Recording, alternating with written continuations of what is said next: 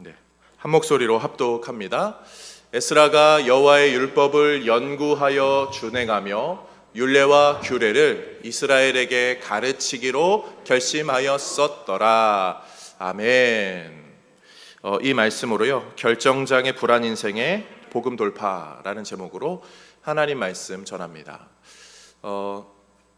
이번 주간에 이렇게 점심시간에 식당을 좀 갔는데요, 사람이 굉장히 많은 거예요. 그래서 왜 이렇게 사람이 많지? 이렇게 보니까 그 아이들이 꽃을 갖고 있더라고요. 유치원 졸업식 시즌이어가지고 식당이 아주 그냥 간만에 자영업 하시는 식당 봉사자분들이 되게 좋으셨겠다 생각은 들더라고요. 저희 집 둘째도 이제 유치원을 이번 주에 졸업했거든요. 벌써 그렇게 돼가지고 저도 졸업식에 참석했습니다. 그래서 졸업식이 좀 길어서 중간에 나오기는 했지만 간만에 국민의례를 했어요. 학교 다닐 때는 국민의례가 좀 이렇게 종종 했었는데 성인이 되니까 별로 참여할 기회가 없더라고요. 근데 국민의례를 했죠. 간만에 애국가도 부르고 1절 부르면서 4절까지 하나 했는데 유치원이라 그런지 1절까지만 부르고 국기에 대한 경례를 하더라고요. 국기에 대하여 경례! 빰빰빰빰빰. 익숙하시죠? 나는 자랑스러운 태극기 앞에. 그 다음 뭐죠? 나는 자랑스러운 태극기 앞에. 이러면 안 돼. 이러면 안 돼. 바뀌었어요. 자유롭고 정의로운 대한민국에 이렇게 바뀌었습니다. 워딩이 바뀌었다는 걸 저도 전에는 들었고 알고 있었는데 깜빡하고 있다가 나는 자유로운 조국과 했는데 왜 아니지 이렇게 하고, 근데 저만 그런 게 아니라 학부모님들이 다 같이 바뀌었대 다 그렇게 하시더라고요. 요즘 시대에 추구하는 가치 중에 하나가 이 자유와 정의입니다. 그리고 이 자유는 사실 우리 모두가 굉장히 갈망하죠. 사람들은 자유에 목말라요. 그래서 1년에 한 번 찾아오는 그 엄청난 휴가 시즌이나 그 명절 시즌을 자유로 만끽하고 싶어서 사람들은 여행을 가기도 하고요. 그 시간을 아주 최대한 자유롭게 쓰고 싶어서 발버둥을 친다 해도 과언은 아닐 것 같습니다. 그런데 아이러니하게도 이 자유를 누리기 위해서 사람들은 어떻게 살아가죠? 평소에 자유를 억압한 채로 살아갑니다. 자유를 누리기 위하여서 최대한 경쟁에서 고점을 정하고 우위를 정해야 되기 때문에 사람들은 우리 모두는 저 포함해서 최대한 자유롭지 못한 일상을 막 치열하게 살아갑니다. 그리고 그 치열하게 살아가는 게 맞는지 틀린지도 잘 모르겠어요. 그렇게 사는 게 맞나요? 이런 질문에 본질적인 질문으로 다가갈수록 이렇게 인생을 사는 것이 맞습니까? 라는 이 본질적인 질문에 사람들은 잘 모르겠어요. 그냥 다른 사람들이 다 그렇게 사니까 나도 그렇게 안 살면 뭔가 손해보고 힘들어지고 어려워질 것 같아서 있는 것조차도 뺏길 것 같아서 일단 열심히 살고 봅니다 라고 이렇게 말합니다. 물론 틀린 건 아니에요. 아주 잘못된 건 아닙니다. 하지만 이 정말 진정한 가치, 본질적인 그것에 대한 숙고함이 없이 다른 사람들이 이렇게 사니까 나도 그렇게 삽니다 라고 하면은 사실 좀 불안하죠.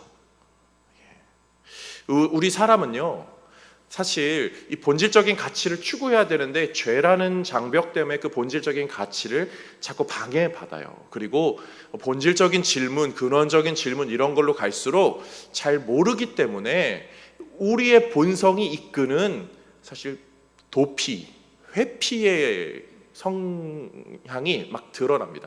사람의 죄성은 도피와 회피죠. 창세기에서부터 시작하죠. 아담과 하와의 사건, 범죄하였을 때 하나님께서 아담에게 물어보죠.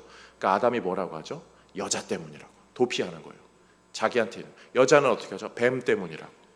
가인과 아벨의 사건에서도 마찬가지죠. 하나님이 가인에게 물어보죠. 아벨이 어디 있느냐? 제가 지키는 자입니까? 자기한테 쏟아질 진노를 좀 피하고 싶어서 회피하는 성향. 우리에게도 그 도피와 회피의 성향이 있습니다. 아이들이요, 공부를 하려고 이렇게 하잖아요. 본질적인 공부를 하려고 야, 지금부터 공부해! 라고 하면은 아이들이 주로 어떤 현상을 보여주죠? 공부를 한다고 방에 들어가서 책상을 치우기 시작합니다. 그리고 책상을 한 3시간 막 치워요. 그리고 공부를 합니까? 잘 안 하죠. 이게 어떤 현상이냐면 공부가 중요하다는 가치는 알겠는데 그 가치를 뭔가 좀 하기는 싫어서 다른 걸로 내 삶을 바쁘게 만들어 버려요. 그러니까 본질을 찾는 것에는 약간 확신이 없다 보니까, 자신도 없고 좀 잘할 것 같은 그런 마음도 안 들다 보니까 다른 바쁜 것들로 내 삶을 채워버린다. 그게 우리의 삶에도 많이 드러나는 모습이에요. 우리가 바쁘게 사는 이유, 이 세상을 바쁘게 사는 이유는 치열하게 살아서 고점을 정해서 자유를 누리고자 하는 그런 마음도 있지만, 그게 정말 맞는 인생이냐 할 때에 그건 잘 모르겠고 일단 바쁘게 살아 보면은 알겠죠. 아무것도 안 하는 것보단 열심히 하는 게 낫겠죠. 이런 마음에 우리는 이렇게 열심히 살고는 있습니다. 그런데 이런 뭔가 쫓기는 삶, 바쁘게 사는 삶, 이런저런 모습들이요 우리 안에 다양한 부작용으로 나타나요. 어떤 사람들은 이제 그만 좀 바쁘게 살고 싶어, 이런 분들이 있고요. 막 바쁘게 사는 사람들이요 뭔가를 결정하고 선택하고 그런 삶에 쫓기다 보면 어느 순간에는 결정장애라는 것들을 만나게 되기도 합니다. 결정을 막 못하시는 분들도 있어요. 목사님 저는 결정장애예요. 뭐 커피 드실래요? 뭐 차 드실래요? 라떼 드실래요? 그러면 목사님 결정장애예요. 목사님이 정해주세요. 그런 것까지 다 정해달라고 하는 그런 마음들 있잖아요. 이런 문제 어떻게 해결할 수 있죠? 심리학자들은, 정신건강 관련된 분들은 스트레스를 좀 내려놓으세요.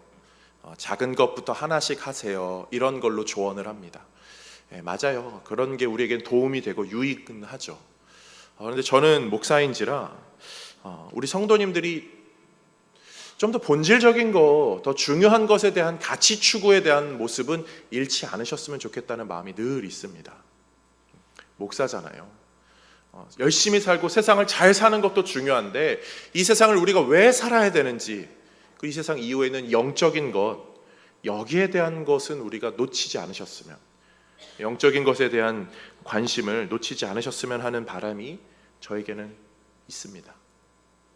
그래서 저는 우리 성도님들이 영적인 게으름의 모습이 나타나면 집사님 왜 이번 주 교회 안 나오셨어요? 예배 빠지면 안 되죠? 이렇게 하고 싶지만 저는 그렇게 할 수는 없어요. 제 성향이 그런 걸 못 하거든요.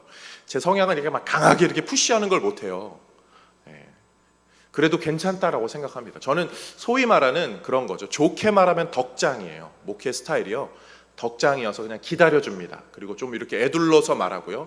잘 나와주세요. 이렇게 하지만 이렇게 약간 둘러서 말하는, 뭐랄까요? 경기도권 인천에 살고 있는 충청도스러운 그런 모습이랄까요? 그런데 나쁘게 말하면 좀 게을러 보일 수 있죠. 막 원래 목사는 막 이렇게 막 불같이 막 이렇게 해야 되는 그런 부분도 있잖아요. 근데 저는 그렇게는 잘 못하거든요. 그래도 저는 그걸로 낙심하지는 않아요. 왜냐하면요, 저에겐 그런 신념이 있어요. 사람이 강권해서 일을 진행하는 데는요, 물론 일이 진행될 수는 있지만 마찰이 생기고 부작용이 생길 수 있습니다. 그러나 언제나 우리가 믿는 바는 뭐죠? 사람이 강권하는 게 인생의 주요한 것이 아니라 하나님께서 강권하시는 대로 살아가는 것이 우리에게는 훨씬 더 중요하다는 거죠. 그런 면에서 사랑하는 성도님들, 사람이 이렇게 하고 저렇게 하는 것보다 하나님이 원하시는 대로 나를 이끌어 주옵소서, 저는 주의 뜻을 따르겠습니다 하는 신앙으로 세워지는 우리 모두가 되기를 주님의 이름으로 축복드립니다. 이스라엘의 역사는 늘 그러하였고요. 성경은 우리에게 그것을 가르쳐 주고 있고, 우리는 그 마음으로 이 자리에 나와 하나님의 강권적인 역사를 또 기대하면서 예배를 드리고 있죠. 그런 면에서 오늘 말씀, 하나님께서 강권적으로 이스라엘을 이끄셨던 2차 포로 귀환의 이야기로 오늘 들어가 보려 합니다. 지난주까지가 1차 포로 귀환이었고요. 오늘은 2차 포로 귀환, 에스라에 관련된 이야기입니다.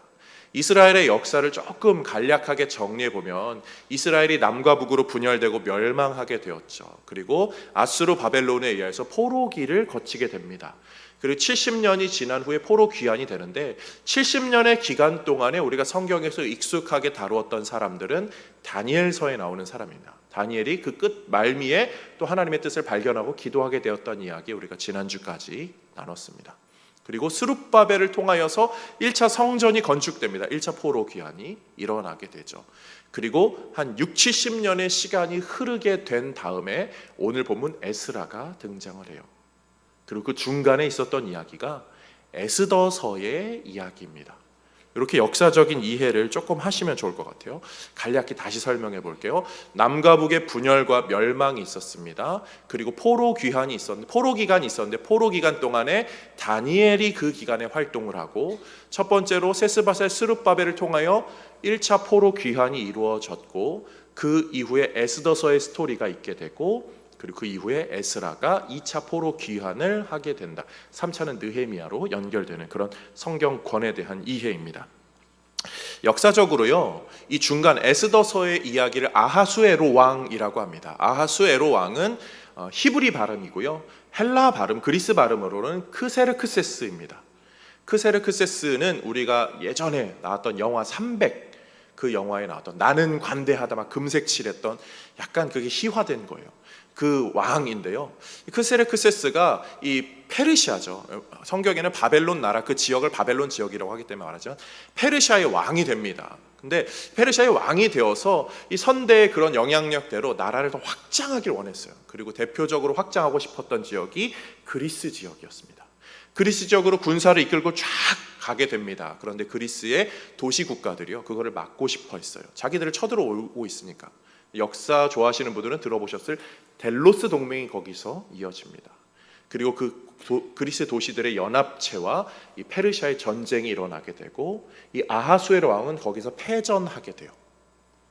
전쟁에서 지니까 꼬리를 말고 나라 안으로 들어와서 그 이후부터는 나라를 확장하는 일은 안 하고 그냥 건축 사업 정도만 하고 그냥 늘 연회를 베풀고 그런 식으로 삶을, 왕정을 진행하게 됩니다.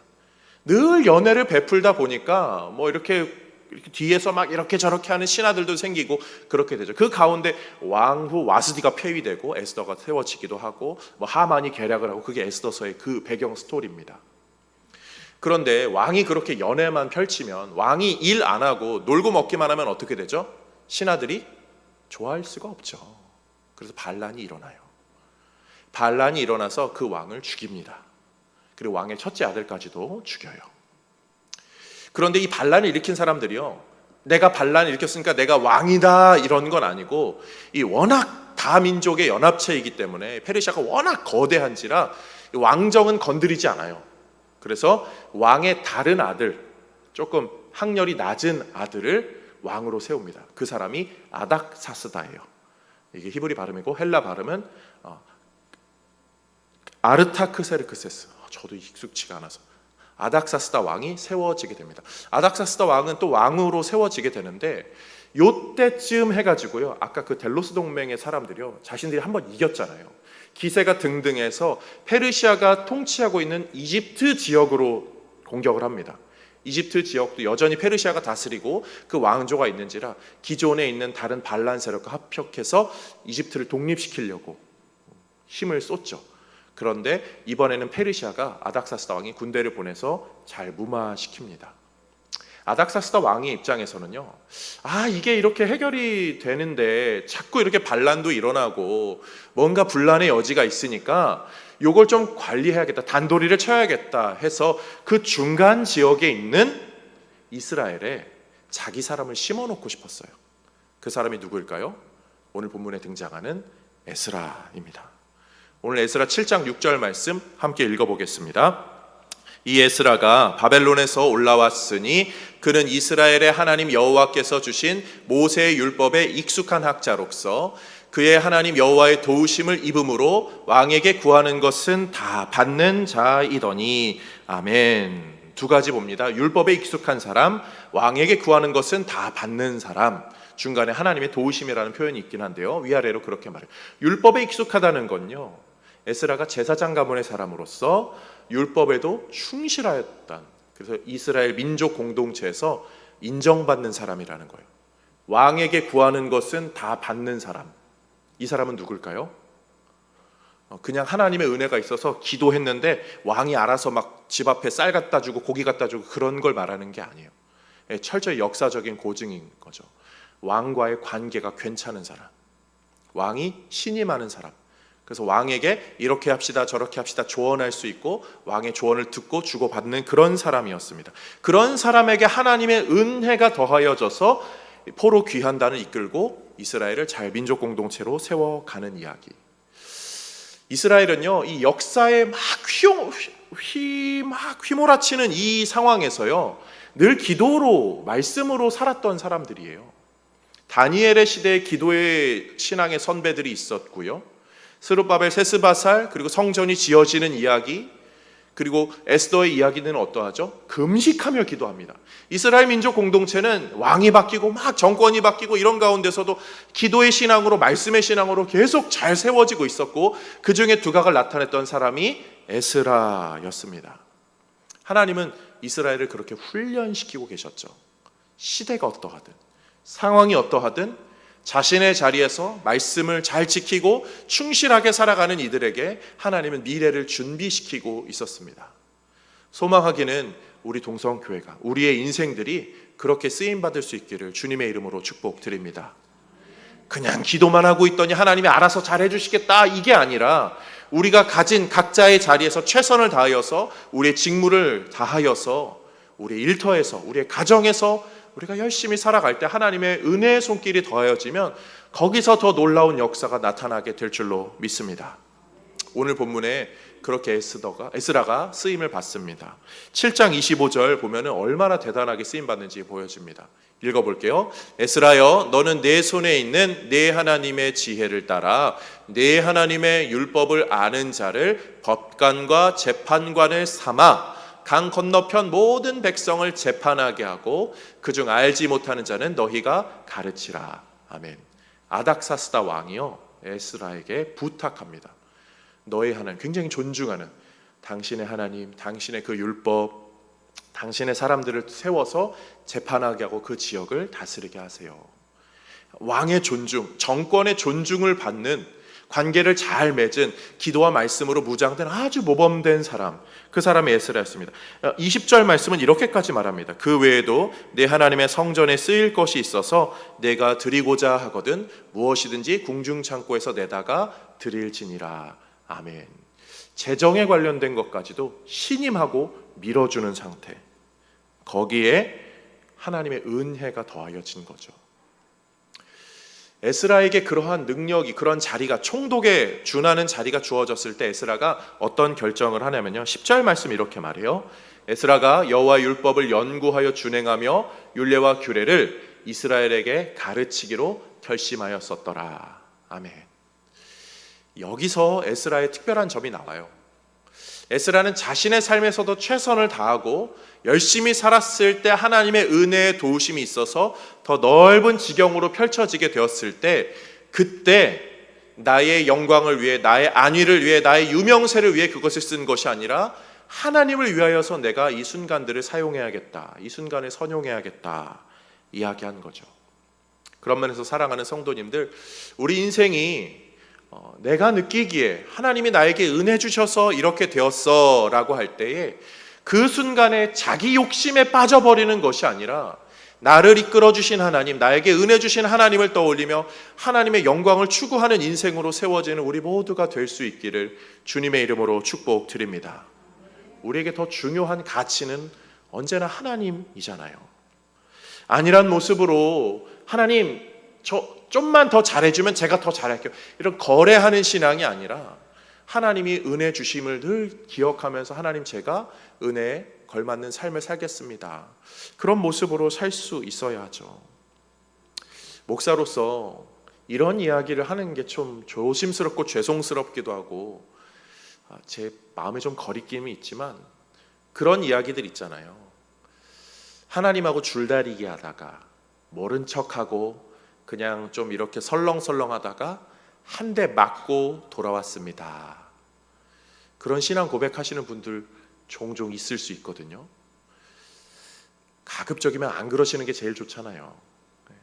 하나님이 은혜 주실 때 먼저 자발적으로 나오는 모습, 그런 모습이 우리 안에 있었으면 좋겠어요. 소망하기는 저는 우리 교회 성도님들이, 또 가정에 있는 모든 구성원들이 하나님께 한 대 맞는 것이 아니라 먼저 주 앞에 자발적으로 나오는 일로 이어질 수 있기를 기도하고 있습니다. 사실 우리는 그 하나님의 도우심이 절실한 자들이죠. 오늘 에스라가 그렇게 하나님의 도우심이 있었으면, 특별한 도우심이 있기 때문에 좀 반복돼서 나오고 있어요. 6절과 9절 말씀 연달아 읽어보겠습니다.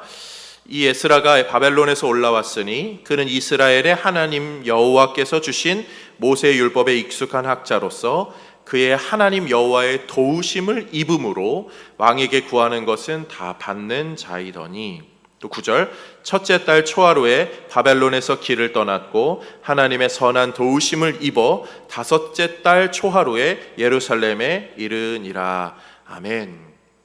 에스더가 열심히 살았던 거는 확실해요. 그런데 그가 아닥사스다가 왕이 될지를 미리 알았을까요?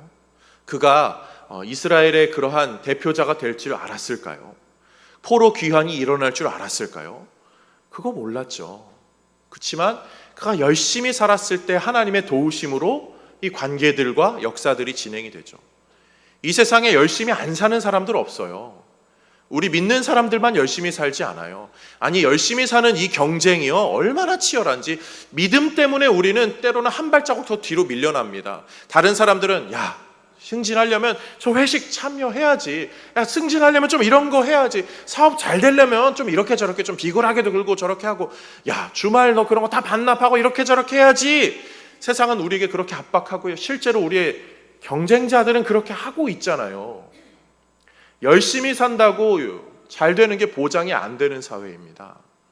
그런데 성경은 그런 우리에게 하나님의 도우심이라는 정말 뜬구름 잡는 이야기 같은 걸 이야기해 주고 있어요. 그런데 그게 뜬구름이 아니라 실제적인 우리에게 가장 간단한 동아줄이라는 거죠. 그런 면에서 사랑하는 성도님들, 우리가 신앙으로 산다면, 하나님, 제가 이 세상 사람들과 같이 주의 이름으로 경쟁한다면 주님의 그 도우심이 확실하게 누려질 수 있도록 우리의 삶을 이끌어 주옵소서. 소망을 담아 기도할 줄 알기를 주님의 이름으로 축복드립니다. 네, 근데 우리가 사실 좀 항상 우물쭈물하는 게 우리의 약점이죠. 우리는 기회비용을 자꾸 저울질합니다. 세상 사람들과 우리가 별반 다를 바가 없죠. 이렇게 해야 되는데 요거 선택하자니 뭐 손해가 이런 게 있을 것 같고, 저거 선택하자니 저게 잘 될 것 같지만 또 요게 안 될 것 같고, 그렇잖아요. 하나 주면 하나 받고, 하나 받으면 하나 주는 것, 그런 거에 기회비용을 따지다 보니까 우리가 선뜻 뭘 하려고 하지를 못해요. 신앙생활에서도요, 아, 그냥 주일만 나가면 되지, 아, 요 정도만 하면 되지, 그러면서 우물쭈물하게 되고요. 요게 결정 장애를 일으켜서 아무것도 하지 않게 만들기도 합니다. 요즘에 그런 말이 있더라고요. 책 제목인데요, 아들러 철학자의 그 책 관련된 거죠. 아무것도 하지 않으면, 들어보셨지 말네. 그 김창옥 씨도 강연에서 그런 말 하는데, 아무것도 하지 않으면 아무 일도 일어나지 않는다. 그래서 사람들이 뭘 하라고, 아들러의 철학이 그런 거죠. 개인은 뭘 그렇게 하고 공동체가 뭘 해야지만 일어나게 된다는 거예요. 열심히 하라고요. 열심히 하라는 거예요. 그런데 열심히 해도 실패하기도 하고, 열심히 했더니 뭔가 그 기회비용의 그 반대쪽 손해보는 것 때문에 상처받은 그게 쌓이고 쌓여서 우리가 수동적이 되어버린 거예요, 이미. 그래서 사실 그게 많이 두렵거든요. 제 이야기로 할게요. 제 이야기. 목사인지라 자꾸 선택을 하게 됩니다. 선택을 해야만 합니다. 이런 거죠. 3부 예배가 영상으로 녹화되는지라 사적인 얘기를 하기가 참 조심스러운데 그런 거예요. 어제 대청소가 있었습니다. 어제 대청소가, 기도회가 금요일까지 있었고 어제 대청소가 있었는데 전화가 와서, 목사님, 왜 대청소를 어제로 해가지고, 나 진짜 그날 피곤한데 꼭 그날 해야 돼요? 다음 주에 지금 3일절 그 휴일을 하면 되잖아요. 제가 만약에 그런 전화를 받았으면 어떻게 됐을까요? 또 마음이 심란했겠죠. 그런 전화는 없었습니다. 실질적으로 없었어요. 그래서 말씀을 드리는 거예요. 그런데 제가 만약에 다음 주로 대청소를 잡았다고 해보세요. 어떤 일이 벌어질 수 있죠? 목사님, 왜 하필 쉬는 날 그래가지고, 이게 우리의 현상에서 벌어지는, 요걸 선택해도 되고 저걸 선택해도 되는데, 이거 하자니 누구한테 욕먹고 저거 하자니 누구한테 욕먹고. 제가 이 이야기가 지금 굉장히 조심스러운 이유가, 여기 지금 전의원님이 계셔가지고 늘 조율하시는 분이잖아요. 저희 공사 이번 재개발 건축할 때 그랬거든요. 공사에 교회가 금이 가고 어디가 뭐 무너지고 이럴 때 누구한테 말해야 됩니까? 구청에 민원 넣어야 됩니까? 뭐 여기 조합 찾아가야 됩니까? 공사 막 찾아갈 때 많이 만났어요. 근데 되게 저도 그렇고 항상 결정 때문에 스트레스 받았어요. 근데 사랑하는 성도님들, 제가 지금 이 말씀을 드리는 이유는 우리가 지금 그렇게 시달려 왔어요. 열심히 살았는데요, 뭘 결정하지도 못하겠고 결정이 맞는지도 모르겠다는 거죠. 저는 우리 성도님들이 아무것도 하지 않으면 아무것도 일어나지 않는다, 그 말, 저는 우리한테 해당 안 된다고 봐요. 우리 아무것도 안 하지 않거든요. 우리 열심히 살아요. 우리 주일마다 교회 나와 예배드리고요, 간절히 기도하고 성경 보고요. 하나님 신앙이 우리가 부족해서 그렇다고 하면 정말 그건 잘못된 거예요. 신앙생활 이 정도면 열심히 하고들 계신 겁니다. 그런데 우리에게 왜 도움이 없다라고 느껴질까요? 아니에요. 도움이 없진 않거든요. 도움이 없다라고 착각하게 만드는 계략 때문인 거죠. 성경 말씀 하나 보겠습니다. 마태복음 20장 28절 말씀. 인자가 온 것은 섬김을 받으려 함이 아니라 도리어 섬기려 하고 자기 목숨을 많은 사람의 대속물로 주려 함이니라. 아멘. 예수님의 가르침인데요, 우리가 이것을, 예수님도 그랬으니까 우리도 다른 사람 도와줘야 됩니다, 도와줘야 됩니다, 도와줘야 된다, 이것을 가르치는 거 아니에요. 먼저 우리가 예수님의 도움을 받았다고요. 우리라는 존재가 누구라고요? 예수님의 도움을 받고 있는 존재라고요. 예수님은 우리를 도우시려고 오셨습니다. 그냥 내버려 두는 분이 아니라 우리를 도우시려고 오시더라고요. 그분은 우리에게 도움을 주시기 위해서 어떻게 오셨습니까? 이사야 53장 3절 말씀 보겠습니다. 그는 멸시를 받아 사람들에게 버림받았으며 간고를 많이 겪었으며 질고를 아는 자라. 마치 사람들이 그에게서 얼굴을 가리는 것 같이 멸시를 당하였고 우리도 그를 귀히 여기지 아니하였더라. 하나 볼까요? 히브리서 12장 2절에서 3절 말씀. 믿음의 주여 또 온전케 하시는 이인 예수를 바라보자. 그는 그 앞에 있는 기쁨을 위하여 십자가를 참으사 부끄러움을 개의치 아니하시더니 하나님 보좌 우편에 앉으셨느니라. 너희가 피곤하여 낙심하지 않기 위하여 죄인들이 이같이 자기에게 거역한 일을 참으신 이를 생각하라. 너희가 피곤하여, 3절 다시 볼게요. 너희가 피곤하여 낙심하지 않기 위하여. 우리 피곤하죠. 근데 낙심하지 않기 위하여 이 일을 참으신 분, 예수 그리스도를 기억하라고요. 성경이 우리에게 무엇을 가르쳐주고 있죠? 우리의 인생에요, 도움이 없지 않다고요. 우리가 열심히 사는데 왜 안 되는 것 같아 라고 느껴도요, 이 인생에 우리를 돕는 분이 계시다는 것을 우리에게 끊임없이 알려줘요. 우리 예수님은 그런 분이세요. 우리를 돕는 분이세요. 그분은 자기가 비난당할 거, 자기가 어려울 거, 괴로울 거 알면서도 우리를 도와주시러 오신 분이세요. 죽음까지도 각오하시고, 아니 죽으시면서 에스라에게는 돕는 손 정도였지만 우리를 위해서는 돕는 그분이 직접 오셨습니다. 그리고 우리와 함께 해주시겠다고 하고 우리를 사랑해 주시겠다, 우리를 이끌어 주시겠다라고 말하죠.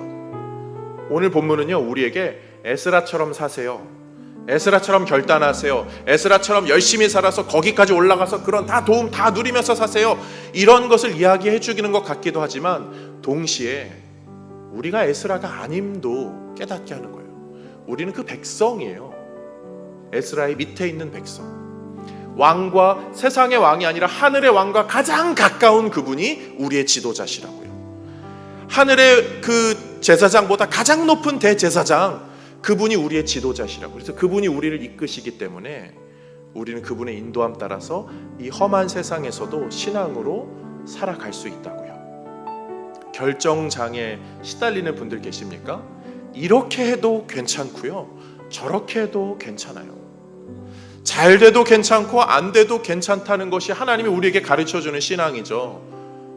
참 어려운 영역이지만 저는 우리가 그렇게 살 수 있기를 원해요. 어렵고 힘들어도 옆에 계신 지체들이 있잖아요. 같이 그렇게 걸어가거든요. 그래서 우리에게는 교회가 필요하고 공동체가 필요하죠. 우리를 이끄시는 예수 그리스도가 계시기에, 그분과 따르는 믿음의 공동체가 있는 한 우리에게 조금은 크고 어려운, 조금은 높고 낮은 파도가 친다 할지라도 그것 때문에 뒤집어지는 것이 아니라 아름답게 안전하게 목적지로 향해가는 인생, 그것이 신자의 인생임을 기억하면서 오늘도 예수로 만족하고 예수 의지하며 살아가는 우리 모두가 되기를 주님의 이름으로 축복드립니다. 고난 내 영혼 편히 쉴 곳과 풍랑이라도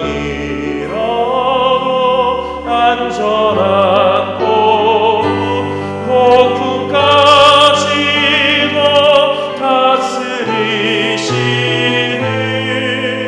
주의 영원한 발을 다시 한번 고난 내 영혼 고난 내 영혼 편히 쉴 곳과 풍랑이라도 안전한 곳 폭풍까지도 다스리시는 주의 영원한 발을 세상 친구들 나를 버려도 세상 친구들 나를 버려도 예수는 함께 동행함으로 주의 은혜가 충만하리니 주의 영원한 3절로 고백할까요? 나의 믿음이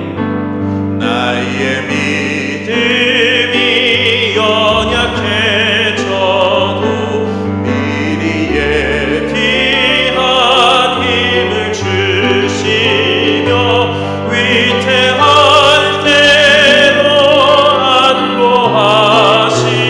안보하시는 주의 영원한 발을 지혜 주의 영원하신 발 함께하사 항상 나를 붙드시니 어느 곳에 가든지 요동하지 않으는 주의 발을 의지하 주의 영원하신 발 주의 영원하신 발 함께하사 항상 나를 붙드시니 어느 곳에 가든지 요동하지 않으는 주의 발을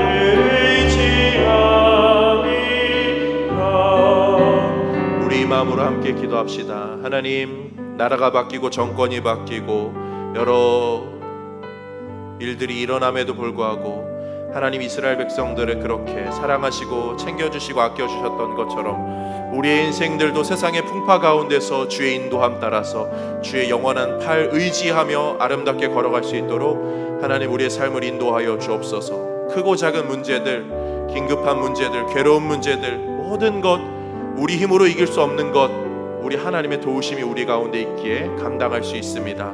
잘 헤쳐나가고 이기게 하여 주옵소서. 개인의 소망 담아서 사랑하는 주님 이름 한번 부르며 우리 잠시 기도합니다. 주여